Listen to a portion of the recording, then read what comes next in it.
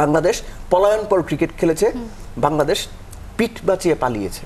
প্রথম কথা হচ্ছে যে টেস্টের সামগ্রিক চিত্র যদি আমরা দেখি, বাংলাদেশ যে অবস্থা থেকে টেস্ট সিরিজটা খেলতে গিয়েছে এবং যেভাবে খেলেছে, ওভারঅল সব কিছু মিলে বাংলাদেশ ভালো করেছে, এটা সবার আগে মানাটা জরুরি। তারপরে যদি স্পেসিফিক জায়গাগুলোতে আসি, আপনার প্রশ্নের শেষ অংশটা, জিততে পারতো কিনা সেটা তো আমরা কেউ জানি না, কিন্তু বাংলাদেশ জেতার চেষ্টাটা করেনি।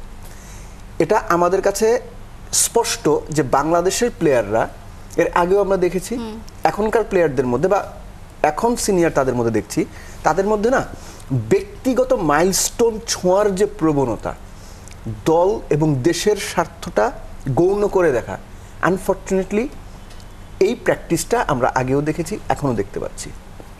বাংলাদেশ জেতার কোনো চেষ্টা করেনি। আমি রেফারেন্স হিসেবে বলতে পারি আপনার গত টি-20 বিশ্বকাপের আফগানিস্তান ম্যাচের কথা, যে ম্যাচটা একটা সার্টেন ওভারের মধ্যে জিতলে বাংলাদেশ সেমিফাইনালে যেতে পারত, বাংলাদেশ সেই চেষ্টাটা করেনি। কোচ কি স্ট্র্যাটেজি দিয়েছেন, তখন আমাদের বর্তমান টেস্ট অধিনায়ক নাজমুল হোসেন শান্ত টি-20 দলের অধিনায়ক ছিলেন, তার কি প্ল্যান ছিল, মাহমুদুল্লাহ রিয়াদ ওই মুহূর্তে নেমে কেন 5 বল ডট দেবেন, এগুলো আমরা জানি না। এগুলোর সঠিক উত্তর আমাদের কাছে কখনো আসেনি। দেশের জনগণ, ক্রিকেট প্রেমী মানুষ এই উত্তরগুলো পাওয়া থেকে বঞ্চিত হয়েছে, তাদেরকে জানানো হয়নি, আমরা জানিনি, তারাও জানেনি। কিন্তু যেটা হয়েছে, স্বাভাবিকভাবে আমরা যেটা দেখেছি, বাংলাদেশ পিঠ বাঁচিয়ে পালিয়েছে। বাংলাদেশ পলায়নপর ক্রিকেট খেলেছে।